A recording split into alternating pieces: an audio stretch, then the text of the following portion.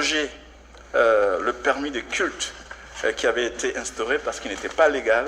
J'ai mis en veilleuse la commission de visa d'exécution des décisions judiciaires parce que ça donnait l'impression d'être un troisième degré de juridiction et il y avait aussi les questions de corruption là-dedans. Donc on a supprimé ça.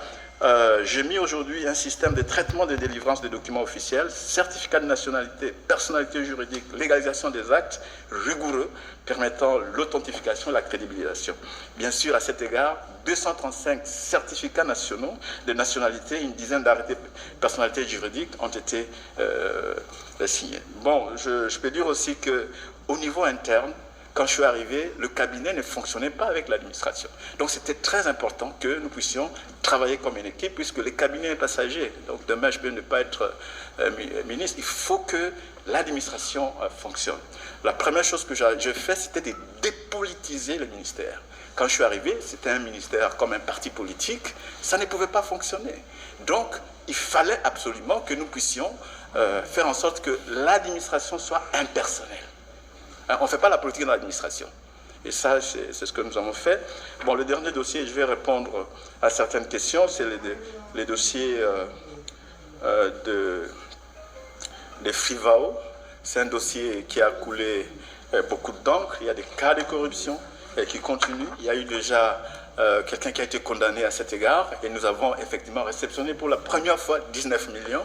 Et comme il y a encore d'autres cas, je pense qu'il y aura... J'ai donné des injonctions pour qu'on puisse encore, disons, traduire en justice ceux qui sont encore impliqués. J'ai réinstallé le comité moral et envoyé effectivement des lettres pour que ça... Enfin, en termes de 2026, d'abord nous allons essayer d'adopter une nouvelle politique nationale de réforme de la justice en collaboration avec le Conseil supérieur de la magistrature. Il y aura un déploiement progressif de 2500 magistrats.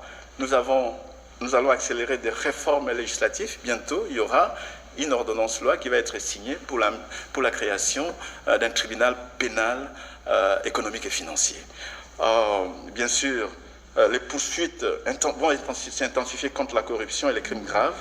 Et bien sûr, il y a le lancement effectif des travaux de construction et de réhabilitation infractionnaire, etc.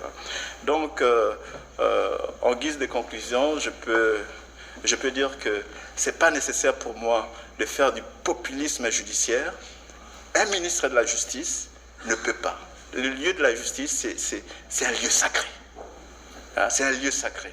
Et donc, il faut appliquer la loi, appliquer la politique gouvernementale telle que voulue par le président de la République et la Première ministre. Et c'est ce que je fais. Donc, ceux qui me reprochent de ne pas parler, je ne le ferai pas. Je ne le ferai pas. J'appliquerai la loi et je parlerai quand c'est nécessaire, comme aujourd'hui. Merci. Merci, M.